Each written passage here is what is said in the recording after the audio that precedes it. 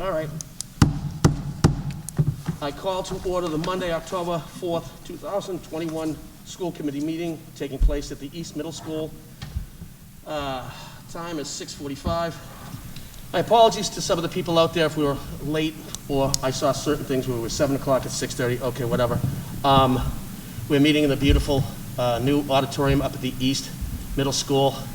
It is absolutely beautiful. I can see John and his group doing some wonderful things here. First thing we're going through is our routine matters, the approval of the minutes of our open session September 13th, 2021. Any comments, changes to that? Hearing none, I'll entertain a motion to accept said minutes. So moved. Have a motion? Have a second? Second. Second.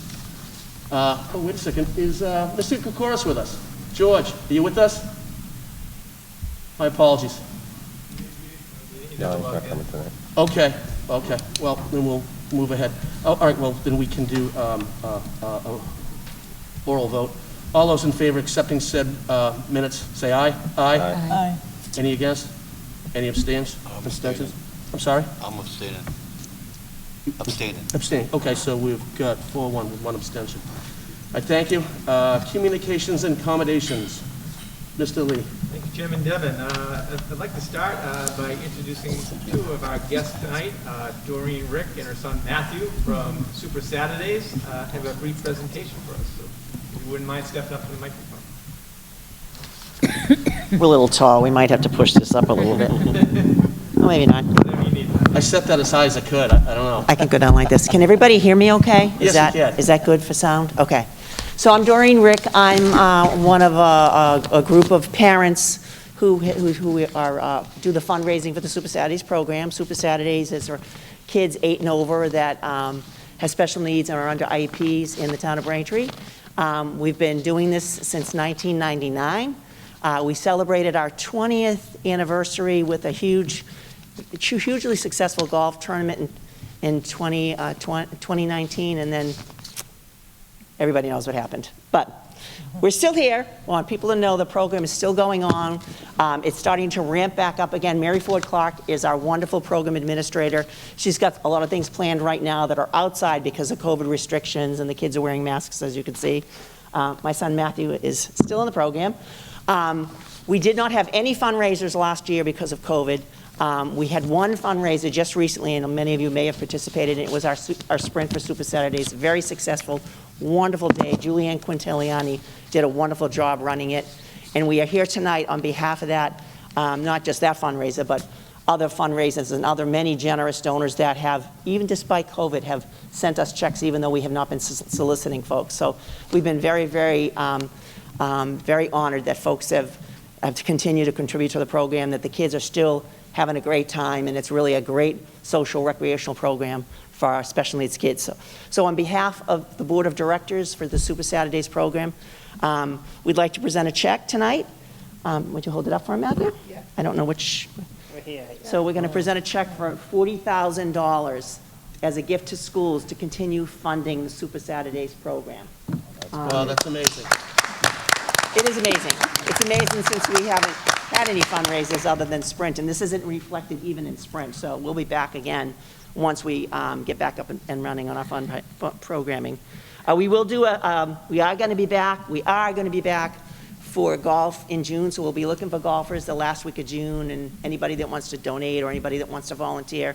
We'll have another Sprint. I don't know if it'll be in the spring, as we usually do have it in the spring.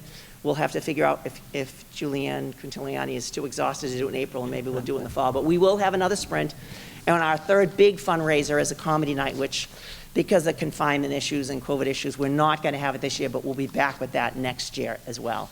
So thank you very much. I have actually the real check because obviously you can't take this one to the bank. So I'm just wondering who I should present it to. They don't give me money. They don't give me money. They shouldn't. It's not a bad check. It's a good check. It won't We can bounce. go up there. I'm sure we can get up there and do something to.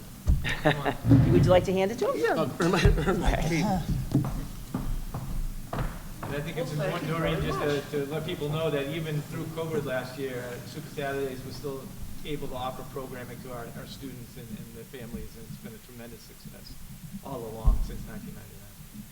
And it's just a wonderful program, and Braintree should be very, very proud. We're the only town that I've ever know that runs this kind of program, and we get parents all the time of other school districts asking us how it's done. And then when they realize how much work it is, because it's all totally funded by our fundraising activities, when they realize it's a lot of work, they don't want to do it. But it's too bad because our kids really benefit from it. It's a great program. Thank you. Could you give us a little rundown of what a typical Saturday, situation is with the children, what you do on a Saturday? Well, and I don't. I'm the mom. I just do the drop-offs and pickup. But I did get to play last week, which was fun.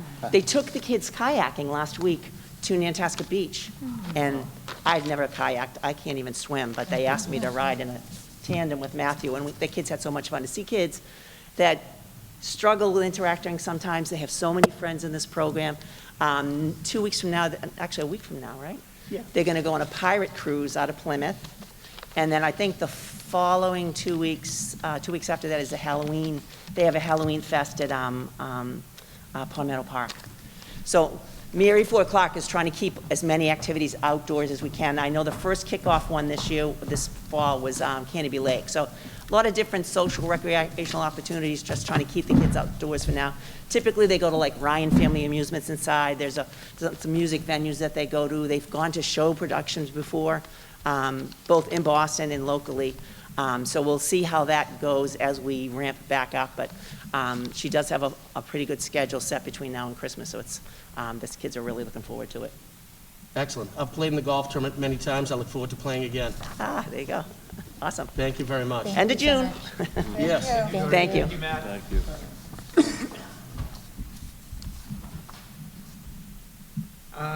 Next up in your packets, you will see that this month is National Principals Month, and obviously a moment just to reflect on how fortunate we are as a school district to have the principals that we do have in place across the district at each level, and all the hard work that they do every single year, none more so than last year, as they jumped around with everybody else trying to create schedules and keep buildings open in a way that was productive for kids and all of that. It is also Fire Safety Month. And we have the good fortune of the fire department visiting a number of our elementary schools. We've been trying to do those exercises outside this year for obvious reasons.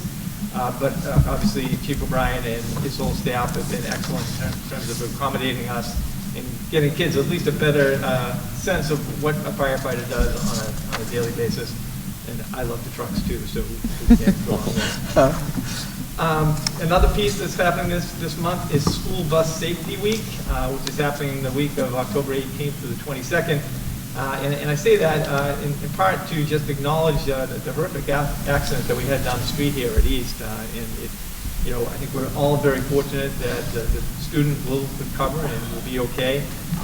Obviously, our bus drivers, often not equally, but really it was a traumatic event for them. Some of them will be returning to work relatively soon, but we just want to emphasize for all our families how important it is to be cognizant of those buses while they're out there. We have excellent drivers, but it's a dangerous job. The streets at dismissal and arrival time at all our sites are extremely busy. As we had mentioned in a post that we put out, we just encourage parents to take another moment just to sit down with their kid and just talk about how to be safe as they're crossing streets and as they're approaching schools, whether it be on foot or on bike. So School Bus Safety Week for us. Along those same lines, just another nod to the excellent work of the police department, the fire department, and the EMS personnel that arrived on scene really as quickly as could be done and handle the whole situation fantastically to get that student the help that was needed as soon as possible. So I appreciate all their work, and it was a good outcome for us, as bad of a situation as it was. Also in your packet you will find a thank you letter from Interim Assistant Superintendent Courtney Miller to the Quincy Credit Union. As I think many of you know, each year when we bring our new teachers into our buildings, the Quincy Credit Union is kind enough to provide them lunch. So we just want to acknowledge their generosity, which they, again, year in, year out, provide to us and our new staff, making them feel welcome as they enter into the Braintree school system. For your informational purposes, you will find a couple of pieces from MASC, their monthly bulletin, but also some information around a joint conference, if some of you are interested. We can work to get you in attendance of those pieces, if those are of interest to you. You can contact my office through Mary Ann, and we can see if we can help facilitate that as necessary. So those are the communications and accommodations for this evening, sir. Thank you, Mr. Lee. Moving on to gifts to schools. Let's see, we have two items, well, several items, but we'll take them in two groups. First is Bay State Textiles Gifts to Schools. There are 6 checks that total $301.25. Do I have a motion to accept? So moved. Motion, do I have a second? Second. Motion and a second. All those in favor, say aye. Aye. Any against? Any abstentions? Okay, that is duly accepted. Our second is the Braintree High School Gifts to Schools totaling $2,071.97. One check in the amount of $2,071.97 from A Plus Rewards. I've never heard of that. It's, Excuse me. you sign up for it, I believe it's supermarkets that when you go, a small percentage of your purchase actually gets donated to the school system. Okay, well, if you ever seen me food shop, it's not pretty, so, all right, but, McDonald's doesn't count. Yeah, McDonald's doesn't count. I'll have a motion to accept. Second. In a second, okay. All those in favor of accepting, say aye. Aye. Any opposed? As always, thank you very much for those wonderful gifts from the people of Braintree. These gifts go a long way towards making us who we are. Thanks again. Moving on from the superintendent and staff. Thank you again, Chairman Devon. So in your packet, you will find a letter from Christopher Coughlin, our new athletic director, with a listing of all of our coaching assignments. You know, every single year, this list gets brought forward to the committee for your acknowledgement. Our sports teams are up and running across the map. As you know, most of our activities during the fall are outside. Volleyball is an indoor sport. But so far, it's been a great season compared to last year as student athletes return to the fields of play in ways that they haven't in the past. So, with your indulgence, Mr. Chairman, I'd ask for a vote of acknowledgement of the recommendations. Do I have any questions or comments on this before we bring it to a vote? Just like to make one comment, Mr. Chairman. I'm sorry? Just like to make one comment. By all means, Mr. Mayor, you have the floor. Had the pleasure of going to homecoming game, and Braintree Wamps win. And it was an exciting game. It was a great defensive game, great offensive game, and a lot of scoring. So I just want to congratulate them on that. And also, you know, the number of attendees and those wearing orange for David. It was a very emotional and moving tribute to David. So just wanted to congratulate them and congratulate all the folks that showed up and showed support. Thank you. Thank you, Mr. Mayor. Any other comments or questions? I got a question on this. By all means, Mr. Chafe. On the varsity volleyball, the varsity assistant, why are they only making $1.50? Wow. Because somebody forgot to carry those zeros to make it 1,500 like the rest of them. Okay, so we'll have to amend that. Or she's very generous and very understanding about it. Well, she lives a modest lifestyle. God bless her. That's a typo. Okay. All right, so We'll fix that. that's amended to 1,500. Is this the total list, The fall. the fall? You know where I'm going. Yeah. Everybody is paid through our payroll system, so, Right. you know, regardless, this would be the list. All right, Yeah. Maybe they retired. hopefully. Okay. All right. We've had ample time to look at this. What say the committee as far as acceptance? Is this the first reading? It's more a vote of acknowledgement that you. Yeah, it's something that I don't, They're it's all an working acknowledgement for us, more than right? anything else. So, do I have a motion to acknowledge this? So moved. Second. Motion and a second. All those in favor, say aye. Aye. Aye. Any against? Okay. Motion passes. Thank you very much. Appreciate it. Next item is an MCAS update. As you know, MCAS was implemented last year by the state, and we obviously followed suit along with them. Interim Assistant Superintendent Cody Miller is going to walk you through a little bit of the results as we talk more about it. Great. Thank you, Mr. Lee. So what you have in your packets is a single sheet that's talking about really what kind of testing happened last year, what was the frame of thinking in terms of the Department of Education in terms of administering the spring 2021 MCAS exams. And for those following along in the audience and at home, you have the same information up on your screen here. So I begin with which exams were actually administered last year. So in grades 3 through 8, we administered only one session of the Next Generation Math and ELA exam. So typically there are 2 sessions with different protocols, and they're given on different days for both math and for ELA. What the Department of Ed decided is, in light of all of the challenges and the reduced time on learning that we had with our students, and reduced face-to-face sessions, they reduced it down to one session per student, and it was basically a lottery in terms of how students were selected for the particular session that they were given. So if you ever went onto their site and saw a sampled grade 3 math exam or a sampled grade 5 ELA exam, you would notice the different sessions. They kept those exams, and some of the students were taking session 1 and some of the students were taking session 2. So that is very different than what we normally see in a typical school year, especially for grades 3 through 8. In grades 5 and 8, which are the years where we typically give the science exam, we gave, again, just one session of that Next Generation Science exam to our 5th and 8th graders. Then at the high school level, there was a lot of discussion throughout the school year in terms of if the Department of Ed was going to keep the competency determination for grade 11 students who did not have the opportunity to take the grade 10 exam in spring of 2020. And in the 11th hour, they decided to change the competency determination for last year's 11th graders to match the competency determination of our graduating seniors from spring of 2020. And so what that means is, last year at the high school level, we did administer both the math and ELA Next Generation exam to all of our 10th graders. But last year's 11th graders and 12th graders were given a different measurement for their competency determination, which is a graduation requirement. Now you have on your sheet here that we had both grade 10 and 11th taking Next Generation Math and ELA. The department did allow for any 11th or 12th graders last year who wanted to self-select to take the exam, have the opportunity to do so purely for the benefit of trying to secure an Adams scholarship.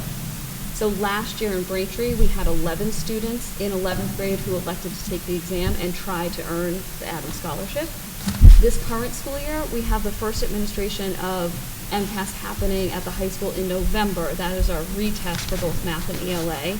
And we're already up over 50 students in grade 12 who are electing to take that exam and again try for the Adams scholarship. And then finally in grade 9, we gave the traditional bio and physics exams.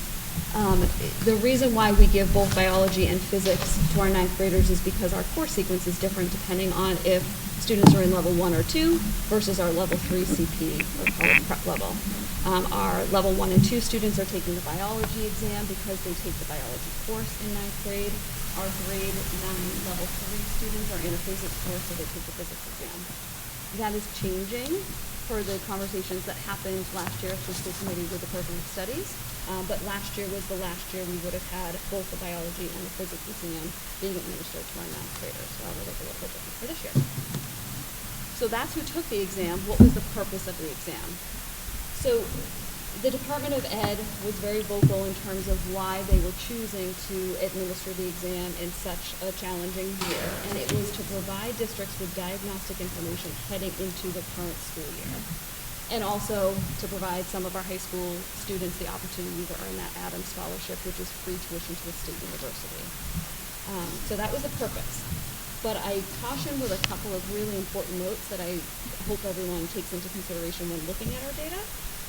And these are actually coming straight from the frequently asked questions document the Department of Ed had put out on their website. We have links, I know you can't see it on the screen, but at the bottom of your one-pager if you're looking for the full document. But the 4 items that I thought was very important to bring forward to this committee is that DESE has stated that individual student performance may vary more than usual due to students taking only one session in grades 3 through 8. So if you are a parent or a guardian who is looking at a score report, let's say for a grade 7 student, and they're comparing it to what they have for their own particular student in grade 5, that correlation might not be something that a parent or guardian wants to focus on because, again, 2 years ago in spring of 2019, students were taking the traditional 2-session exam. And when you look at the differences between the 2 sessions, it varies per subject area, but there's a different number of multiple choice questions versus short answer versus essay responses. And so some students excel more than others in different areas. So when making that comparison, we just caution all parents and guardians to take that into consideration for their individual students at home. In light of many of the unique circumstances that every single school district faced last year, DESE is not encouraging districts to compare their scores to other districts. So one thing that is typically highlighted on the Department of Ed's website are comparison tools that the public and then also through our security portal for our administrators can do an analysis in terms of how we are comparing to other school districts that we deem comparable. And this year they have disabled those tools and again are saying in light of the varying circumstances that each individual town and even within the town, each individual school faced last year, they are cautioning not to be comparing the data between school districts. Data will not be used this year for accountability purposes. It's only meant for diagnostic and improvement purposes at the individual local level. So typically we come before the school committee and talk about the level designations for each of our individual schools as well as the district as a whole. So we will not be doing that this year. Nothing has changed since way back in 2019. And finally, SGP, which stands for the Student Growth Percentile. The way that we measure the student growth percentile is typically by having every single student take the exam and earn an achievement level. Based on the achievement level, you are compared to your academic peers, that's the language they use, and within your academic peer group, they explain how much growth you made individually compared to others who scored the same achievement level as you. The department decided in light of all of the challenges that the pandemic have brought on, that they would keep every student in their academic peer group from 2019. So what does this actually look like in terms of the scores? The average SGP is typically 50, which is your 50th percentile. And so you're really comparing your student to that 50 mark. By keeping all of the students in their original academic peer groups from 2019, the average was 30 for the state. So that's another area where a parent or guardian who's pulling out old reports from 2 years ago for their individual students might see a dip in that score, but really we were expecting that dip to happen because they were measuring the SGP value very differently this year. So then what do the results look like? So we provide just a broad overview in terms of the comparison for the Braintree numbers and the state numbers. So as you can see across the board, we continue to score above the state in terms of the percentage of students in the meeting or exceeding expectations. Old language would have been advanced or proficient. And we also continue to score below the state in the percentage of students in the not meeting expectations, which again is roughly the old language of failing or needs improvement. I am happy to answer any questions that any members have.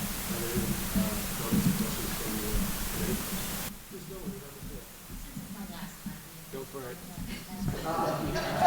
I feel obligated to say something.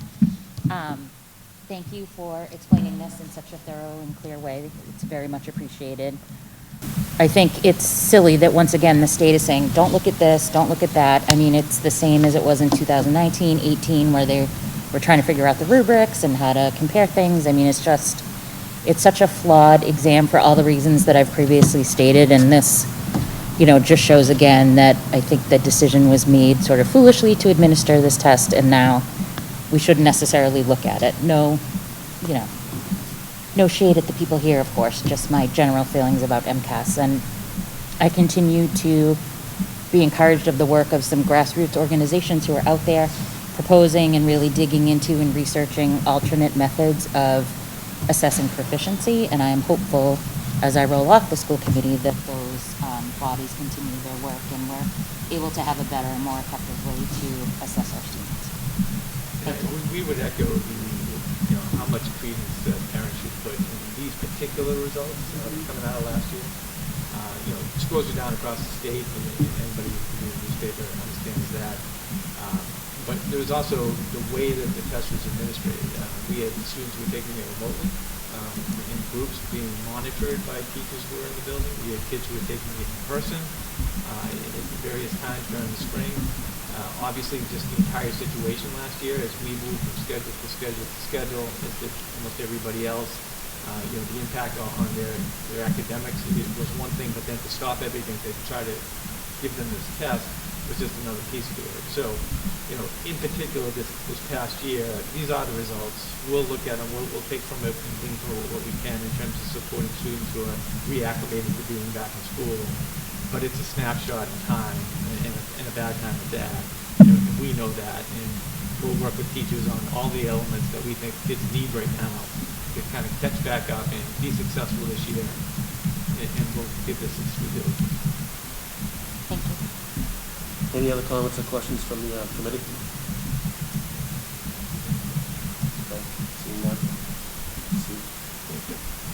So we're going to roll right into 2022 professional development handbook. Great, thank you. So you do have a copy in your packet. No major changes to the handbook this year.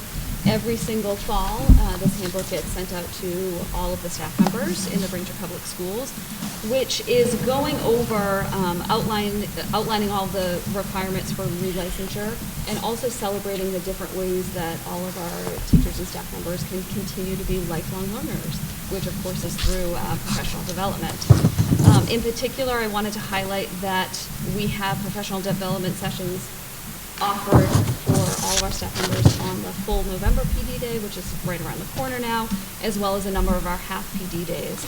A couple of examples of the internal professional development that we're running on those days include bringing in some outside speakers. We actually had a presenter from the Lexington Public Schools in the Health and Wellness Department presenting this past September 28th session to the Health and Wellness Department for the Braintree Public Schools. We look forward to some continued work through the Teaching Learning Alliance for all of our elementary educators as we continue on the path of Readers Workshop and Writers Workshop, which is a great initiative. We are finally bringing in Graham Fletcher for math. We've had to reschedule him because of COVID a number of times, so we're excited to welcome him in again to work with our elementary teachers on student-centered math learning. We continue to have educators sharing best practices on those days, and we're also vamping up to offer some professional development through a program that we purchased last year and carried forward this year called Newsella, for both some ELE, or English Language Education, and special education departments. So we're really excited about that. The handbook is also talking about our increment credit courses. So a number of teachers choose to take some increment credit courses through other institutions like Professional Development Institution.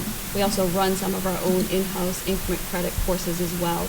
Increment credit is tied to our to the Braintree contract in particular, rather than being graduate level, but the handbook does also speak to educators being able to seek graduate level work and use that for both relicensure and for their own individual growth. Did I answer any questions? Any comments or questions from the committee? Through the chair? By all means. Thank you.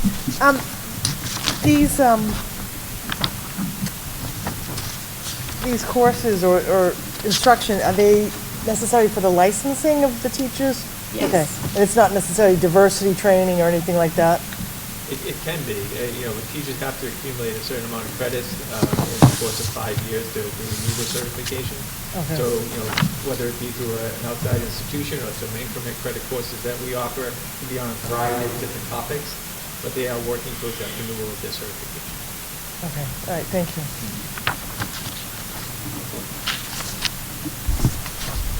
In terms of administrative updates, just a couple pieces. One of the updates to the school committee in terms of enrollment is, in terms of the state, we track enrollment on October 1, so these numbers are literally hot off the presses.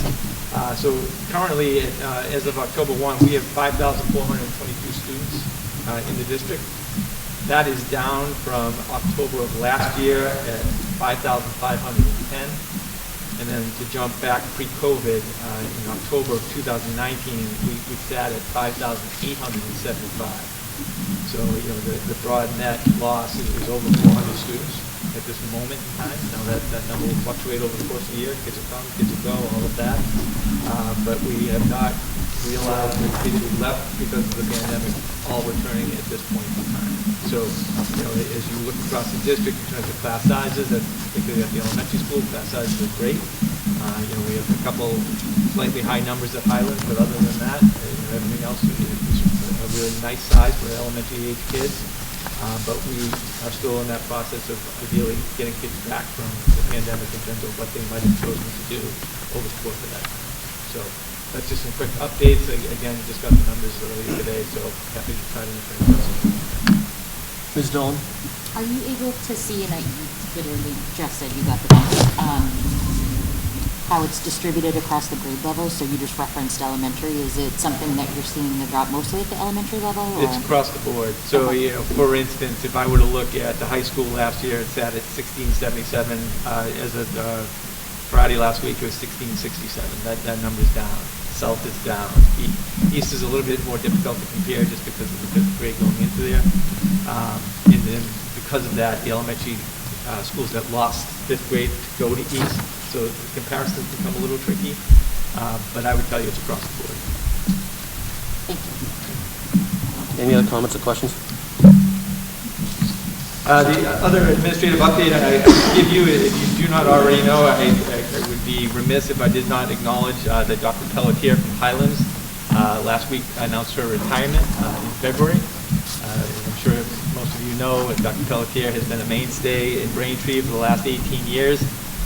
Highlands is an exceptional school due to her leadership and the faculty that work there. I will be meeting with the Highland staff later this week to just begin a conversation about, replace is the wrong word, but going through a process of having somebody new come on board to take over Highlands. And we will update you, obviously, as that process becomes identified and we have better details to share with you. But on a personal level, I'd like to thank Dr. Pelletier and all the work that she's done on behalf of the district. I think Highlands as a school is testimony to her hard work. Thank you, Mr. Moving on from the school committee student representative report. So I think we're somewhat catching you guys off guard, and we don't want to do that. But what we had done prior to the pandemic was at these meetings once a month, we had asked you as a group to kind of before the meeting put your heads together and come and report on something that you think is meaningful going on at the school. Okay. And so we're not looking for any type of report such as that tonight. But I would piggyback on the mayor's comments on over the weekend, not only the homecoming football game, but also the outside homecoming dance that was held on Saturday night. And just any impressions that you guys had, any anecdotes that you might share about how it went, what did it feel like coming out of the COVID year in your own experiences? Yeah, sure. It was also Spirit Week at the high school, which was great. A lot of students could express their spirit for the school, which is always fun. And homecoming was outside this year, which I actually liked way more than in the in the gym. It wasn't as stuffy in there. But yeah, it was great. It's fun to have our senior year be a little normal, me and Lauren's. But yeah, I think it was a good transition into the school year. So yeah. Thank you. Anybody else? Any other thoughts? I agree. Homecoming was really fun, and especially with the football game. I really liked how everyone did wear their orange. I thought it was really nice to see how everyone dressed up as well. But I also did like how we had homecoming outside. It was a lot better. In conversation with Dr. Scully, he thinks it was one of the best attended football games in years. So kudos to all your classmates and yourselves. Thank you. So next month, be prepared. Jim and Devin will be asking you for a report. It can be on anything that you think is meaningful that the school committee might want to know more about in terms of your experience as students. It's very important that we get your input as to what you think is important. Thank you very much.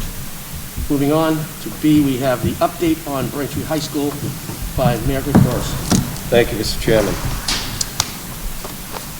Just like to say, first of all, I'd just like to thank Mike McGurty and our entire facility staff for all the work that they put in to Braintree High School in the past several weeks. Just wanted to give an update on a number of items that have been completed since the facilities group from the town have stepped in to help out. We have had completed the removal and replacement of over 250 supply lines, which have been replaced with anti-burst flexible connections and all new fixture shut-off valves. So what this has done is the original issue that we had that caused the flooding back in August into the electrical room was caused by a supply line. So at this point, we have replaced over 250 of them. In addition, they have sealed off the area where the electrical room had the water come into it. So that's all been sealed off, and so in the bathrooms as well as in the closet in between. In addition to that, this is ongoing. The isolation, repair, and replacement of the main plumbing control valves in order to segregate each building zones to A, B, C, D, and E in the buildings. Prep for this work has begun. So valve replacements will begin after insulation testing is complete. And I will mention that our plumber from facilities, Mr. Bob Lang, is here, and he has done quite an amazing job over there in just a few weeks.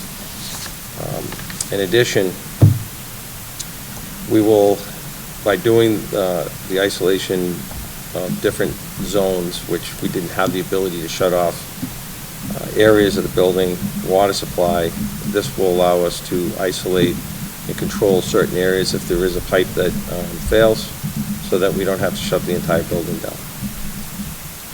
As well, we have ongoing replace all main plumbing supply valves to each science, chemistry, and physics labs.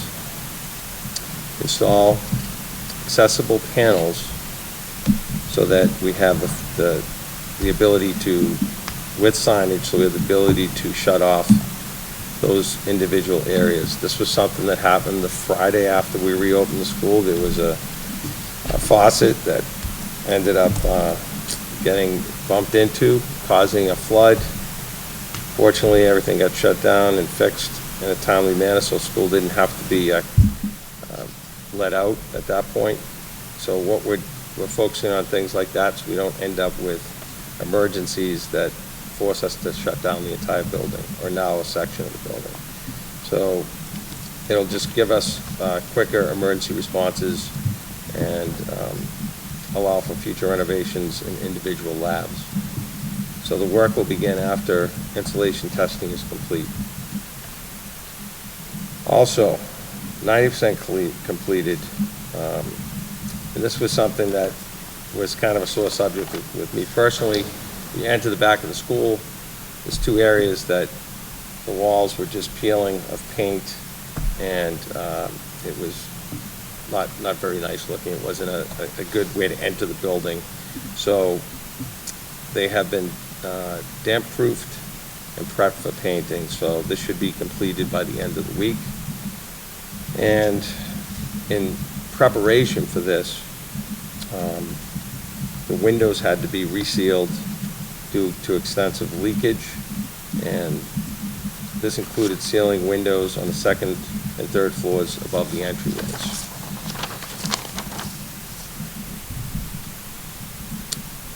So with inspections that have been done by the facilities crew, they strongly recommend that schools adopt a program to inspect and reseal all exterior windows throughout the school, and the cost could be controlled because the town has the equipment and personnel to do this work, or at least a large amount of that work. The interior vestibule doors, frame, hardware need to be replaced on the left side of the rear entrance due to its present condition. And, you know, we're looking at that as well because we don't want them to pose a safety issue. And lighting in the rear, in the right side rear entry vestibule has been inoperable for a number of years. Town's facilities electrician will address this matter later this week. And there's also a heating pipe issue that we're working on and investigating. In addition, girls' gym, locker room, drainage. The drain lines were cambered by a private company and thought to be damaged. They were re-videoed by Braintree Water and Sewer staff, and they found there to be a clogged blockage, and they were able to remove that blockage, and they were able to take a look at the pipe and see that it was in good condition, and they were able to get the girls' gym restrooms back online. So as far as the electrical issue that we had initially, we're waiting for pricing on the new switchgear, and this is the main electrical that controls all of the electrical in the building. And there's some other things that will be changed there to update the room for code. And you know, we do have, just so everyone's aware, we do have we have a piece of an ordinance that is going before the council at some point. It's already been the subcommittee, and it'll be coming to the school committee, probably through one of the committees, to talk about centralized maintenance. It's taken a long time for us to really create a dream team of maintenance and facilities within the town of Braintree on the town side. And I think that really we're getting to the point where it's time for us to combine those entities. And this is a perfect example of the resources that we have and expertise of a gentleman like Bob Lang, who is a master plumber, and really just, you know, be able to tackle some of these issues. You know, we've struggled on trying to maintain our facilities within the schools. I mean, there's a vast amount of buildings, which, you know, it almost becomes overwhelming just at the high school alone. But we really have to, I mean, the buck stops here. We need to start addressing these issues. And really the main goal was to take a look at all of these plumbing issues that we had and at least come up with some solutions. Even though we're not replacing the entire plumbing system, we're not renovating the entire school, these are areas that are critical to maintain. So that's where we're at as far as those areas. And in regards to the electrical side, we will be moving forward and doing some inspection and testing of all of our electrical boxes within the high school as well. So I think that, you know, we have so many resources within the town. A joint facilities would be great, but we also have water and sewer. Water and sewer department can camera lines, can really avert issues down the line. So between our building department, our facilities department, our water and sewer department, our DPW, they're all assets that can be utilized to help us work as one group addressing a lot of these facilities issues in our school buildings. And the reality of it is that we really just need more help in the school, on the school side, to get the stuff done. So we'll be continuing at the high school until we get through all of these things. And, you know, I'll give a update each week, or every time we have a meeting, I should say, and let you know where we're at. And what we're trying to avert here is these crises that keep occurring because of the age and condition of our properties, and trying to address things before they become problems. So we will continue to do that, and, you know, I'll continue to give updates. And, you know, for me, I would rather have, if there's an issue in a building that we don't see or that facilities doesn't see, I would like people to bring that issue to us, and, we need to do everything we can to fix those issues.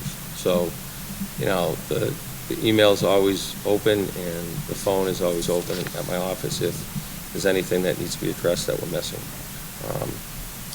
But I once again just want to really commend the facilities group for, going in there after hours, doing their, regular day's work, and then going in after hours and continuing to fix and repair all of these items at the high school at this point. So that is the update on the high school, and I will have more positive information next time we speak. If anyone has any questions, well, then happy to answer it.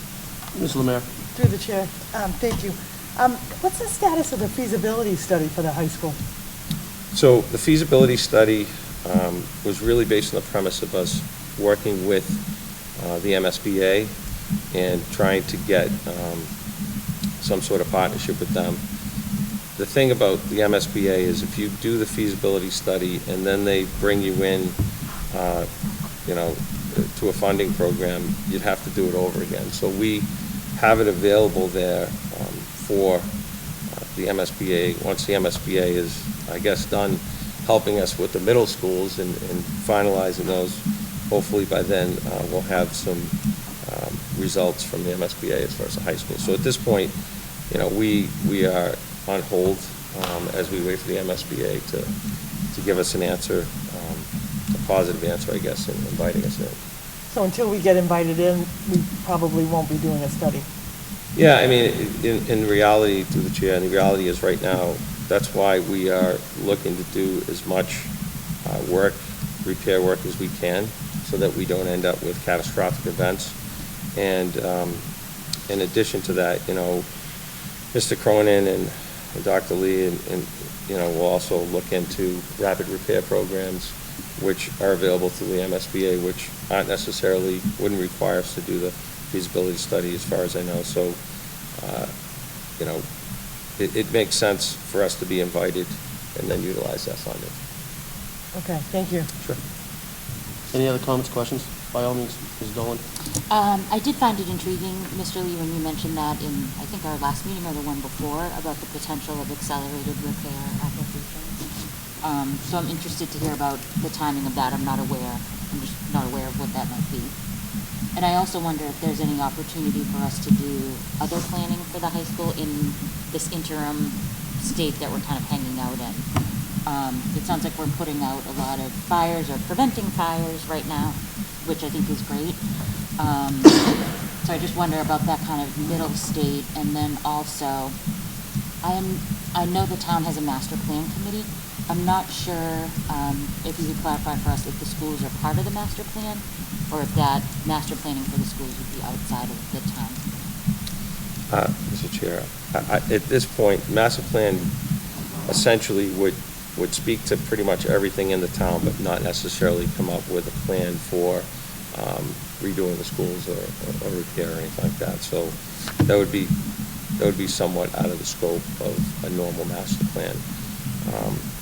But once again, what's interesting is, and after serving for so many years on this committee, that there was some really wonderful work that was done at the high school this past summer, and we abated the entire cafeteria floor and replaced it, and it's quite nice looking. So unfortunately, that got overshadowed by a number of things that unfortunately happened in a row. So, but yeah, I think as we move through, this is on the radar 100% in my office. So, we're going to continue to do everything we can and look at, whatever options we have. But, there's a lot of things that can be done to solve some of the problems which day to day are annoyances or affect the quality of life, I guess, of the staff and students. So.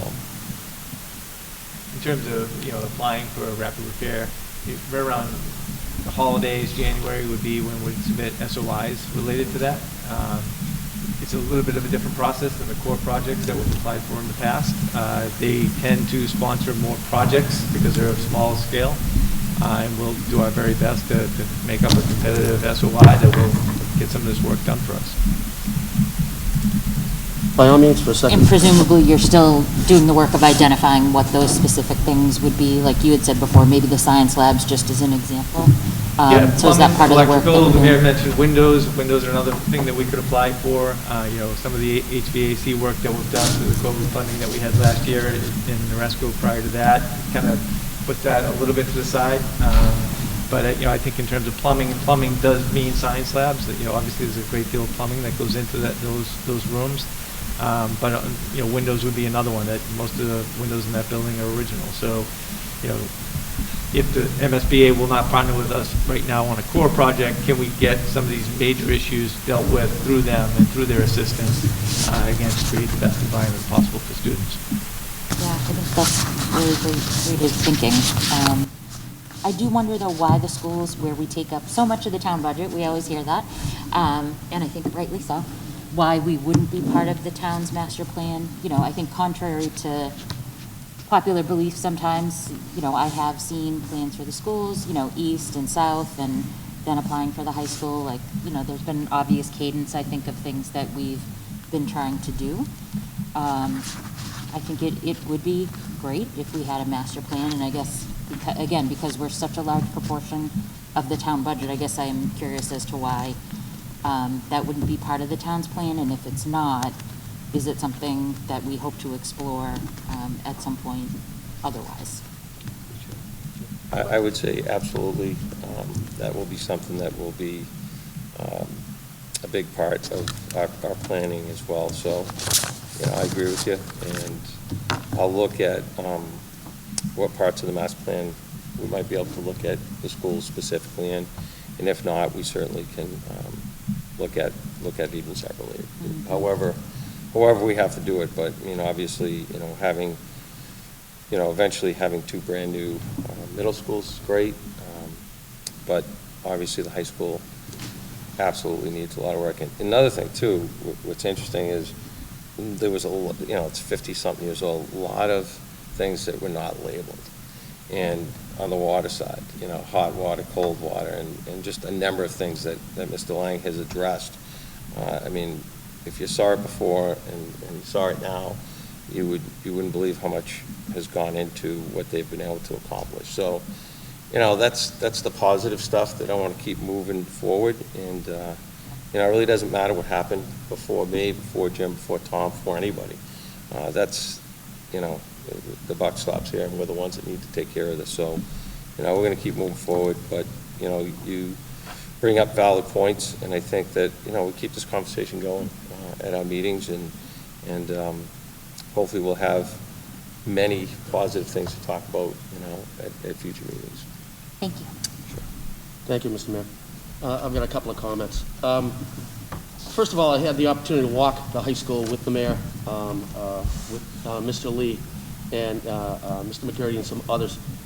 And you look at the condition of the high school, and you see old gate valves that are 50 years old. And because they, quote unquote, weren't maintained, and they don't really have what you'd want to call a long life cycle. What we're trying to do, because when we have a small leak somewhere, we have to shut down the entire school. I believe it's a 5-inch main, and when you try and shut something like that off, it does not stop on a dime, and it does not drain down. It takes hours. So now when you have an emergency, like a train, trying to stop that train, it takes miles for it to stop, or hours for it to drain. So what they're trying to do is section off the different wings with ball valves. Now, new ball valves, they're a simplistic thing. It's just a stainless steel ball with a Teflon seat. You don't really have to exercise it that much, as long as the handle's correct. But what we're trying to do is get to a point where when and if we have an emergency within the high school, our ability to segment that part of the school can be done in minutes versus hours. And that helps us.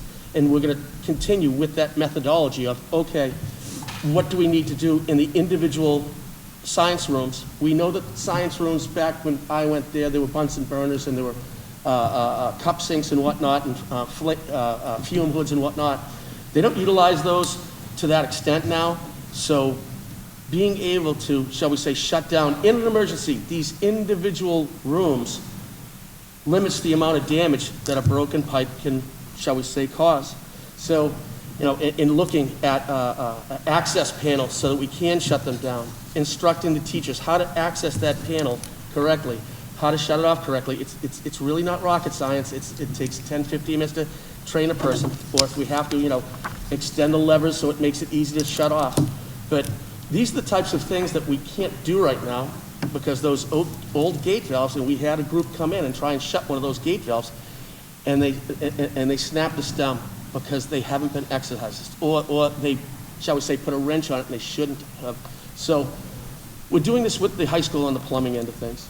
We know that we're going to be looking at the condition of our electrical with the new switchgear and whatnot, new testing, getting equipment so that facilities can test these things individual, so we don't have to bring an infrared in group that we had before. So what we're trying to do is coming up with a methodology whereby every single one of our schools, we know where the shutoffs are.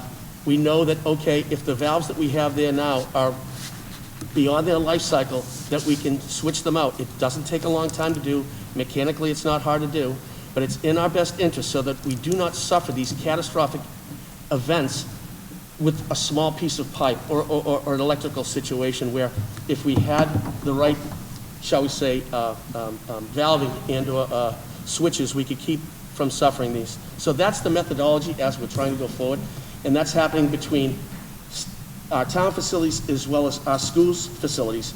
And I'm looking towards that, what's that word?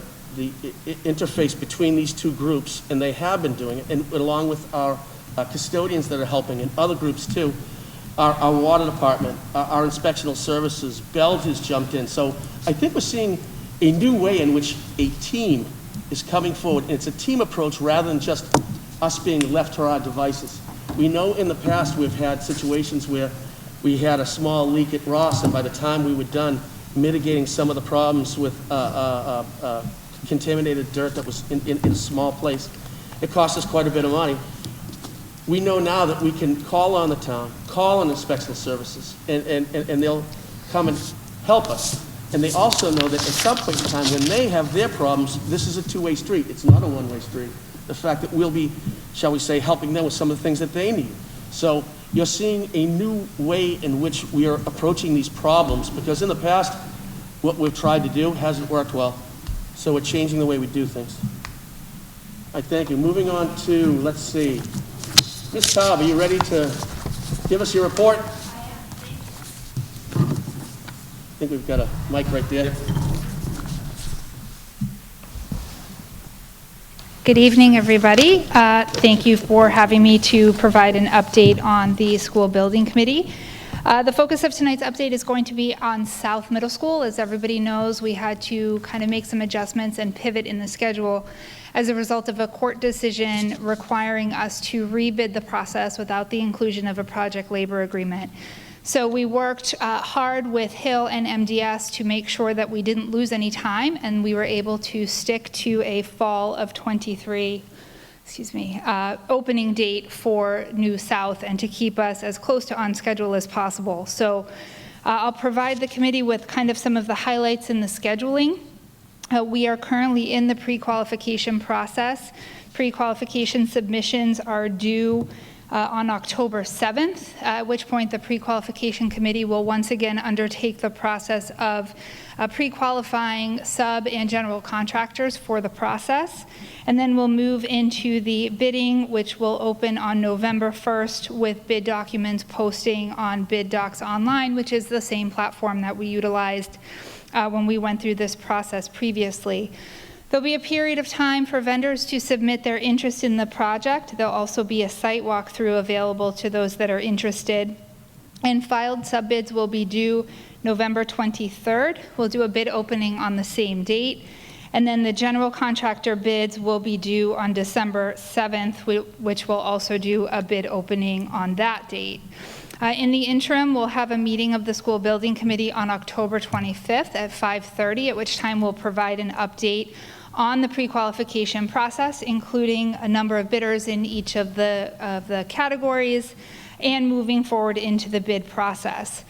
What this schedule allows us to do is anticipate a construction start date in early 2022, which provides time between the December award date and the start of construction to process administratively the paperwork, do the DEP notifications, etc., with a substantial completion date for the building of June 30, 2023.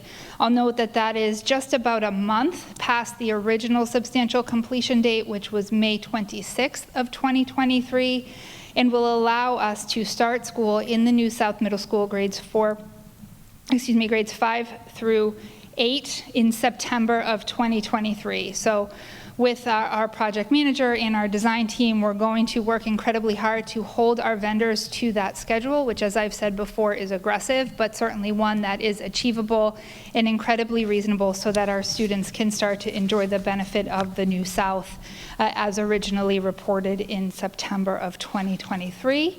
On East, as everybody has seen, we do have a very small number of punch list items remaining, but we are in the process of closing out the project with the MSBA and finalizing some administrative and financial managers with Shawmut, but looking forward to be able to having a final closeout so that we can continue enjoyment of this great space.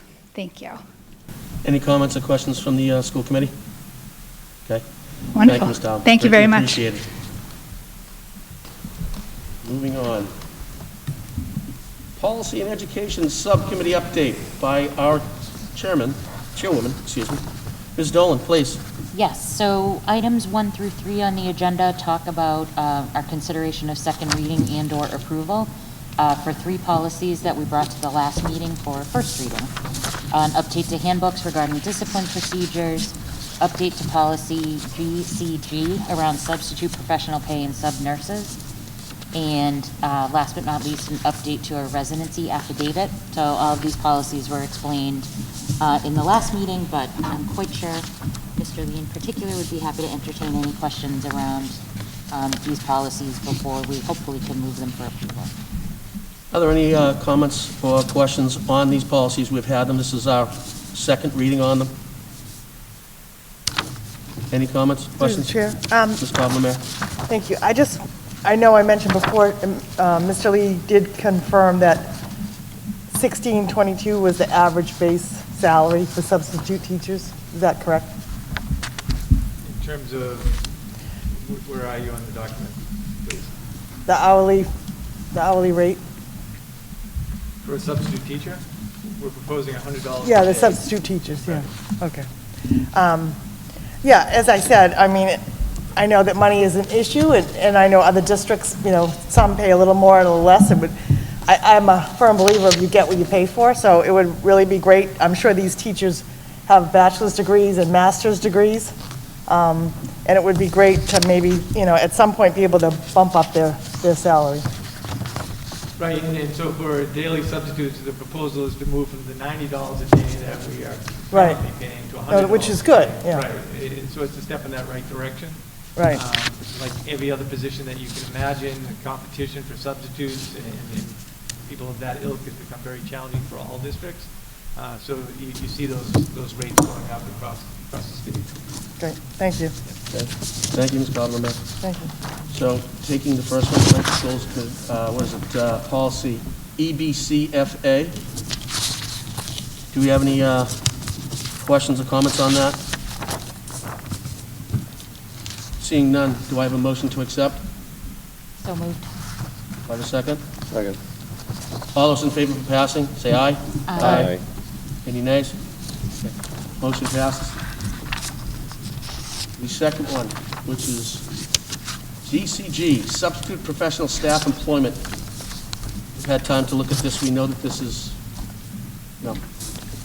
there are some parts that are helpful on both ends of this. Any comments or questions?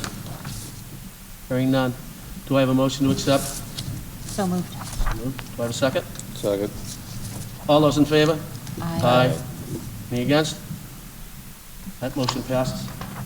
And last is the affidavit of residency for the landlord and living agreement. Obviously, you can see the red pen on it. It changes. It kind of changes the spirit as to what we're asking of landlords. I think it's more in line with, what's attainable. Are there any comments or questions on this? Hearing none. Do I have a motion to approve? So moved. Second. A motion and a second. All those in favor? Aye. Any against? No. Okay. That passes also. Now we're on to 4 on this, Ms. Dolan. Consideration to the approval to authorize the superintendent to apply for a mask exemption for Braintree High School should the high school achieve 80% vaccination rate by October 15, 2021. So we are very lucky to have Kristen Houlihan and Mary Beth McGrath here, to answer some of the questions more technical than I could probably deliver. But the request here is, as I believe you know, on September 27th, the state issued an extension of the mask mandate. However, they have language in that legislation that says that if an individual school can reach 80% vaccination rate by October 15th, that vaccinated individuals at that point would not need to wear a mask while in school. So I do not know. What I do know is the only school in the district that conceivably can get to 80% is the high school. If you think of the middle schools, half the population is under the age of 12. Obviously, the elementary schools are right out of the conversation. At the high school, it is conceivable we could be there.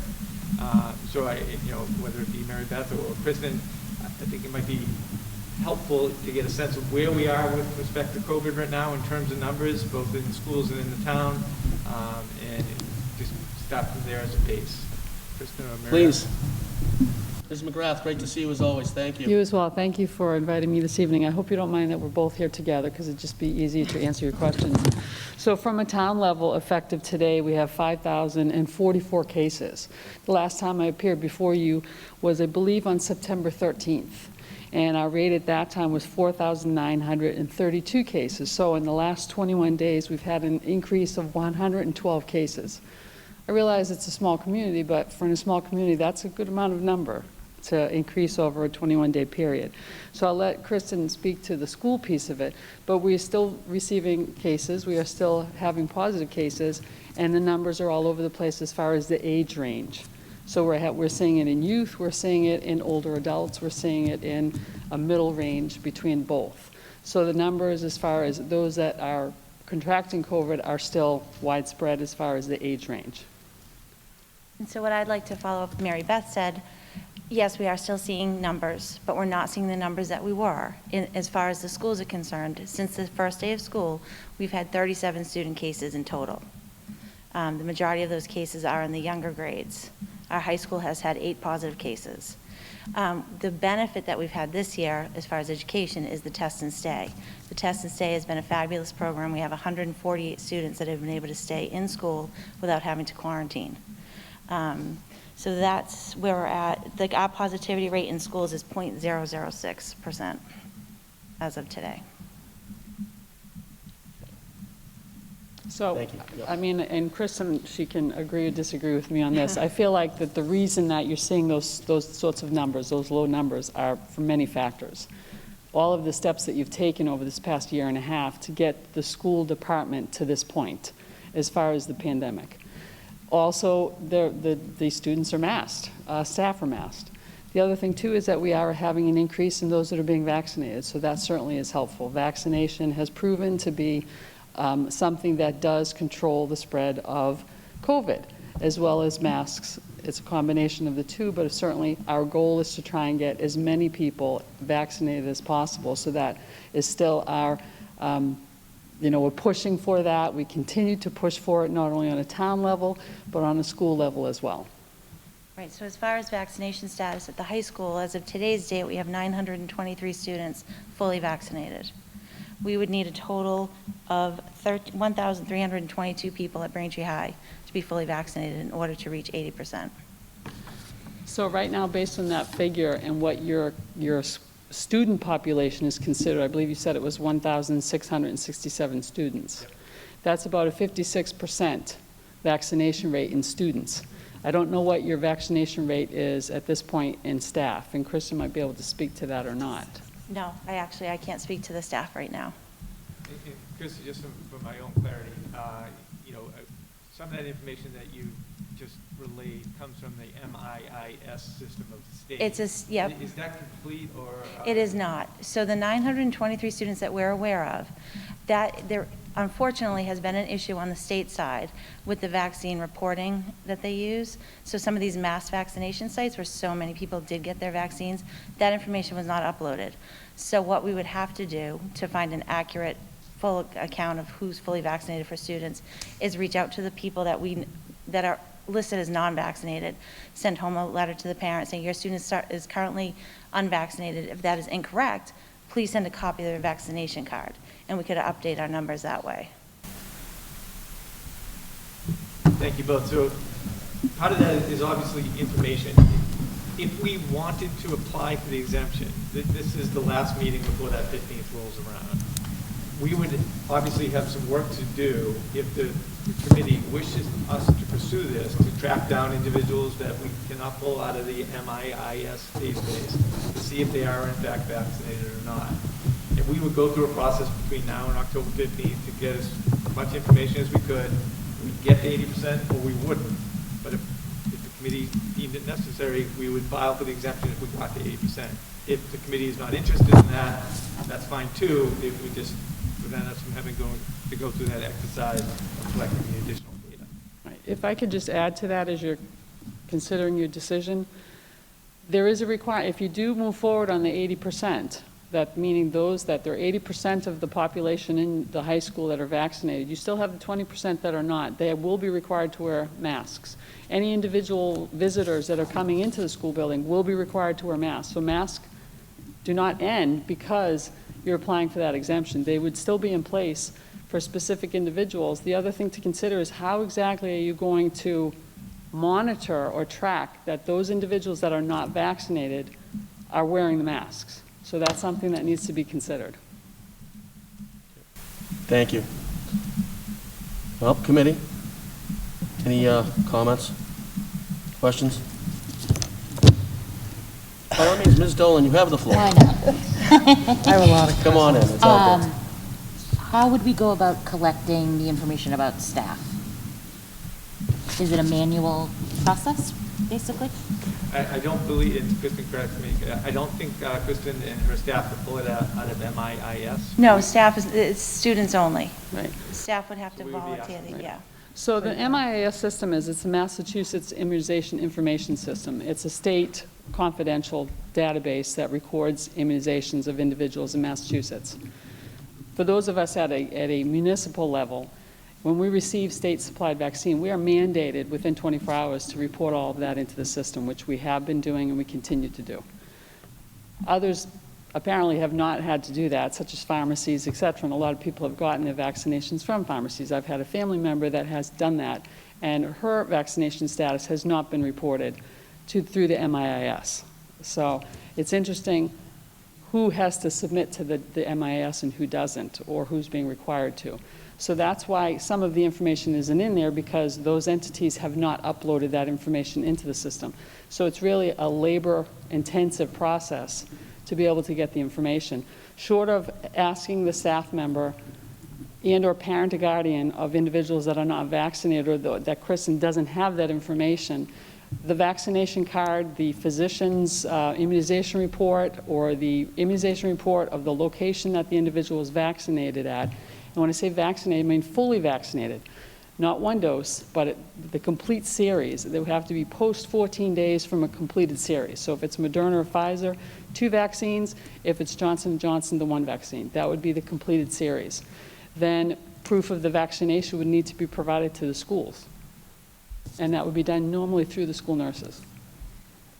And while we're saying that, I just want to take this opportunity to give a shout out to my nurses who are working incredibly, incredibly hard. The CIC in August, that's an organization contracted by the state to do the test and stay program, has been an abysmal failure. There are several communities not even doing test and stay because CIC can't help them and their nurses are too overworked to do it.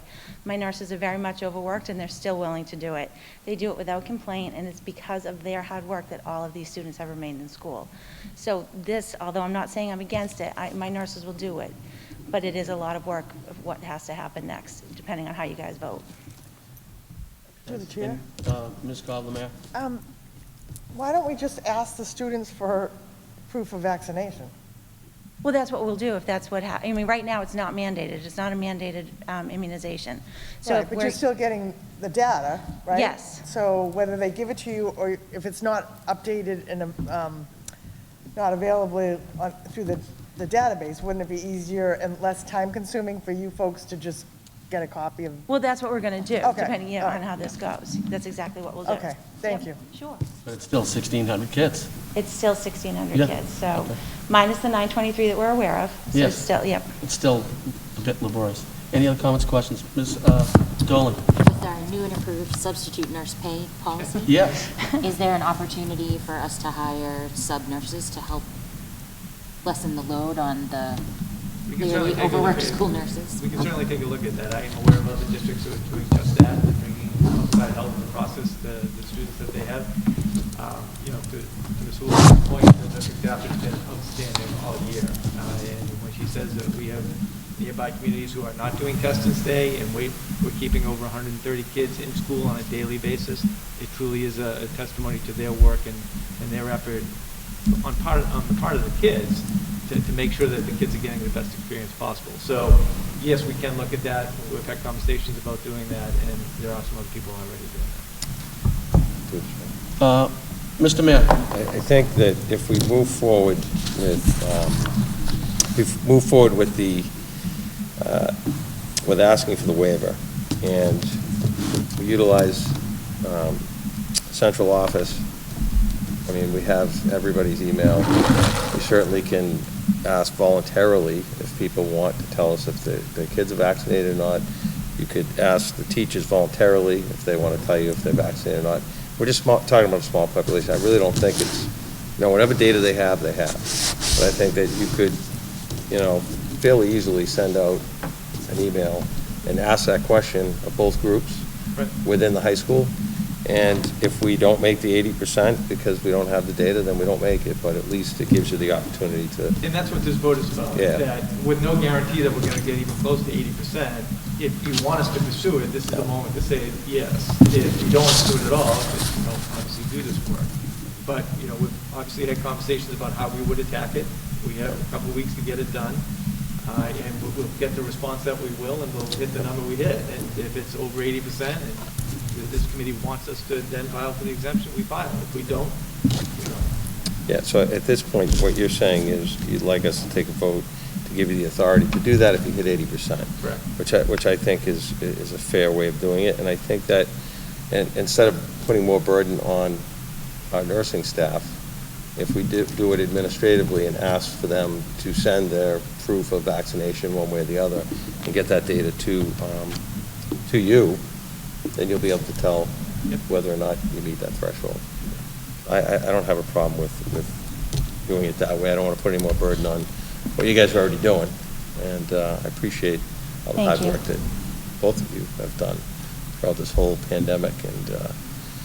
And I just think that that's probably, as far as all other town buildings, we obviously, we hope that everyone's vaccinated and that can be, and, we don't necessarily have any mask requirements, et cetera. And I know Desi has put this on here, and I know that we have discussed the committee as to whether or not we would put the mask mandate on everyone, and we certainly were questioning as to whether the high school would be required. So I think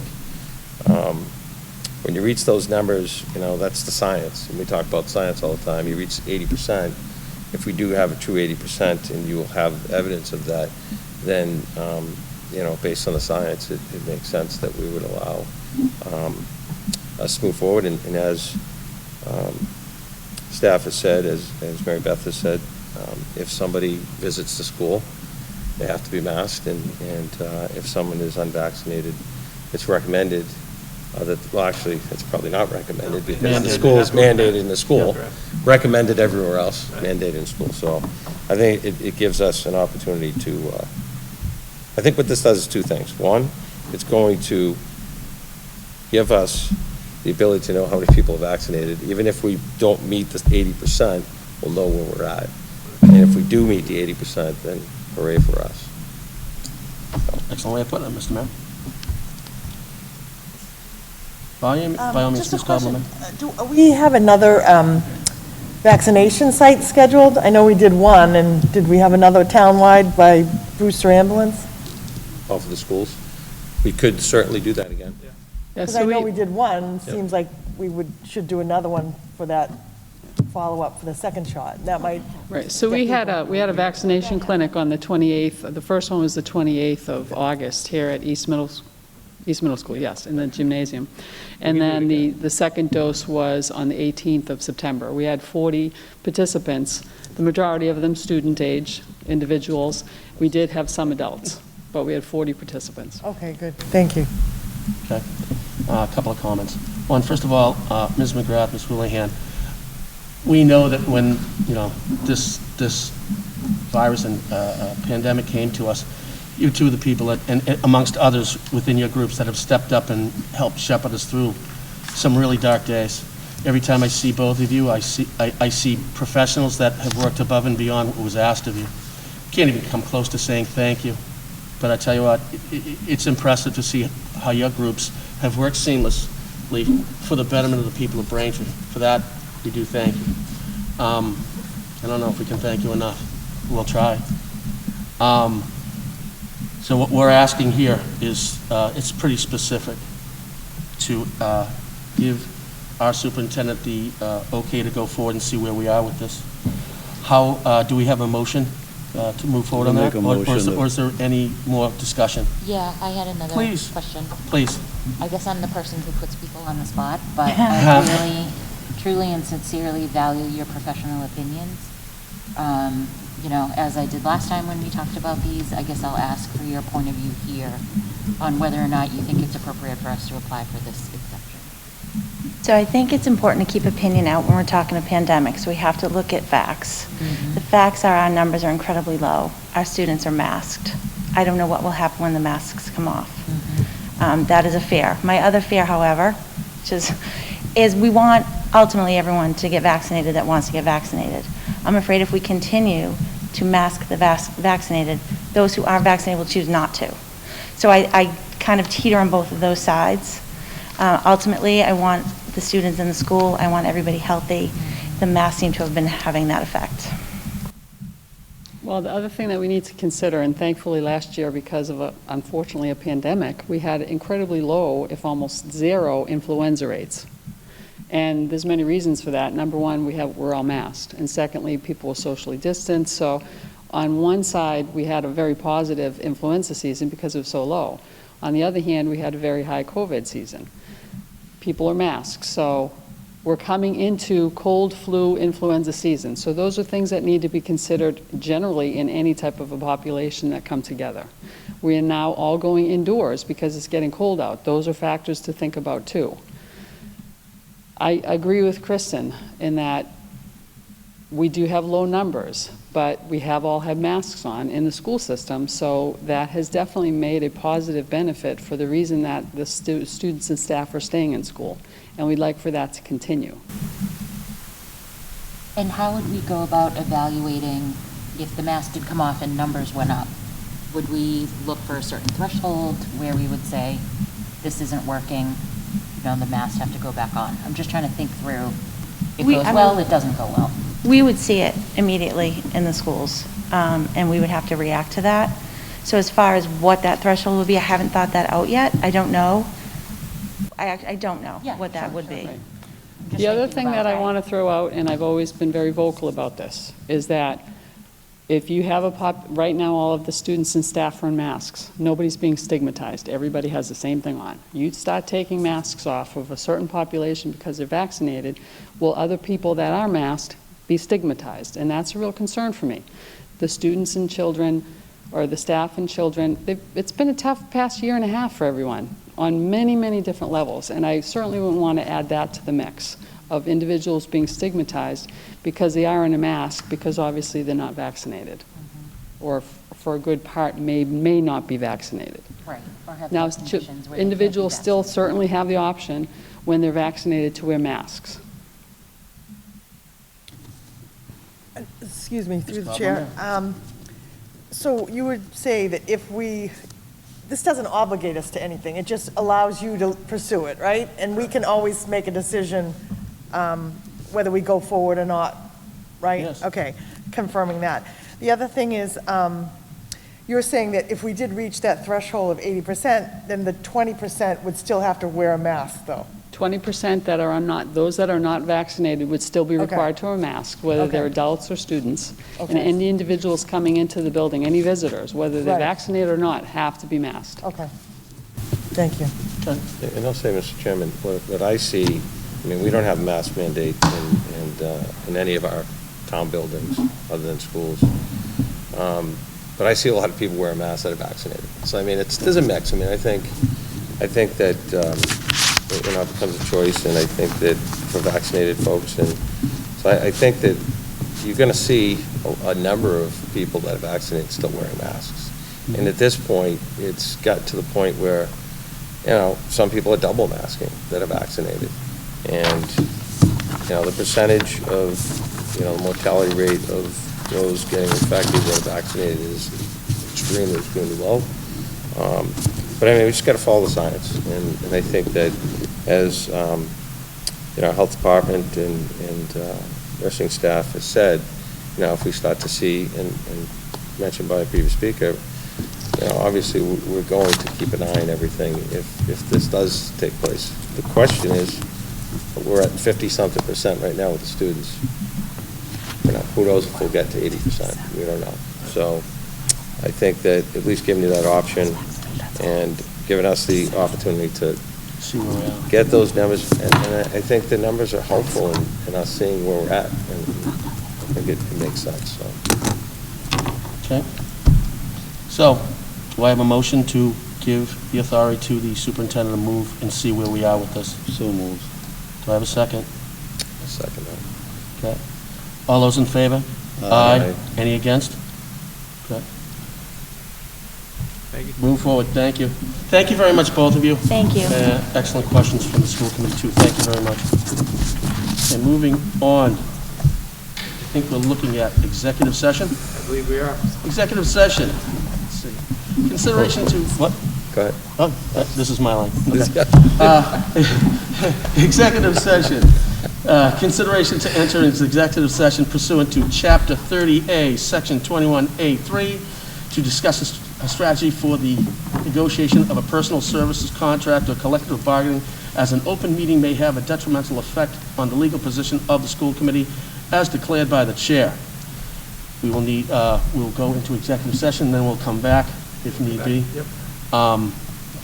Do I have that motion to go into executive session? So moved. Do I have a second? All those in favor? Aye. We had to roll call. Oh, we have to do a roll call now? All right, okay. Ms. Cobb-Lemare? Aye. Mrs. Dolan? Aye. Mr. Chafe? Aye. Mr. Mayor? Aye. And the chair votes aye. We are in executive session. We will be coming back and... You got a classroom for us? Yeah, we got a classroom. Meet James. He just got his yearly checkup and he's in pretty good health. Except his blood pressure was elevated, about 128/82, which means he's at risk for high blood pressure, also called hypertension. This was serious. High blood pressure can lead to heart attack, stroke, or even heart disease. James was totally shocked. I'm only 43, he thought, and I feel great. But his doctor had good news, too. There are steps he could take to get those numbers in control and even lower them. His healthy path started with getting his blood pressure checked regularly. Next, one of the most important steps he took was quitting smoking. Smoking increases blood pressure and the risk for heart attack and stroke, and quitting could lower his blood pressure very quickly. So after several tries and with a combination of medication and coaching through the helpline, he was able to ditch the habit. James also worked on cutting down on salt. He learned that the problem wasn't just adding salt to his food. High amounts of salt or sodium is hiding in foods like cheese, deli meat, frozen meals, and canned soup or vegetables. Now he double checks the sodium on food labels. James and his provider also talked about what to eat more of and less of. More fruits, vegetables, whole grains, fish, lean poultry, and low-fat dairy. and less red meat. Too much alcohol can also raise blood pressure. So, James talked to his doctor about what was healthy for him. More exercise was also an important step on his path. He didn't want to join a gym, so instead he added a 30-minute walk to his routine 5 days a week to strengthen his heart and keep a healthy weight. Getting on this healthy path hasn't been easy, but it's made a big difference in his blood pressure and helped lower his risk for heart problems down the line. James now knows it's never too soon to think about his blood pressure numbers. Learn more at mass.gov/bloodpressure.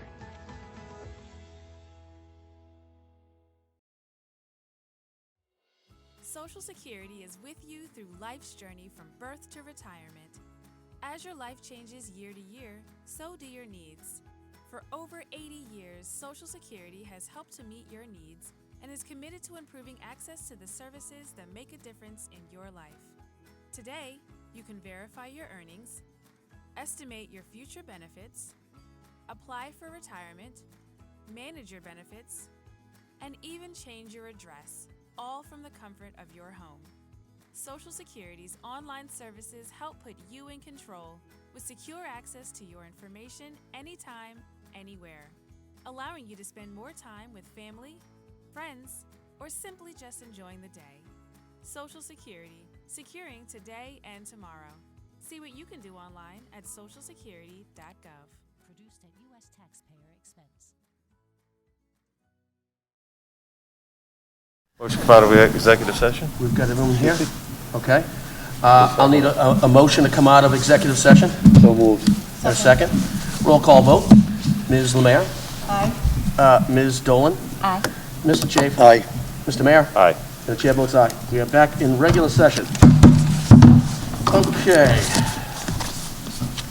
What came out of our executive session was our discussion of the agreement between the Braintree School Committee and the Teamsters Local Union 122, student transportation monitors.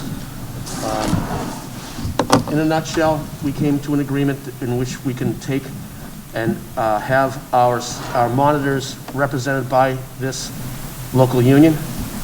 It's an agreeable agreement that we've all talked many months over. I do appreciate the give and take from Mr. Murphy from Local 122 to come up with this agreement whereby we could help these people brought forward. Any comments or questions from the school committee? Make a motion to approve. Hearing none, I'd like to, did you make that motion, Sure. Mr. Murphy? I have a motion to approve. Do I have a second? Second. Okay. All those in favor of this approval, say aye. Aye. Any against? Abstentions? Okay, that motion passes. Took quite a few months to do that. It's greatly appreciated. Mr. Lee, thank you for your work on this. Moving forward, I think we've got public comment. Any public comment? Please. You have a microphone right down here, sir.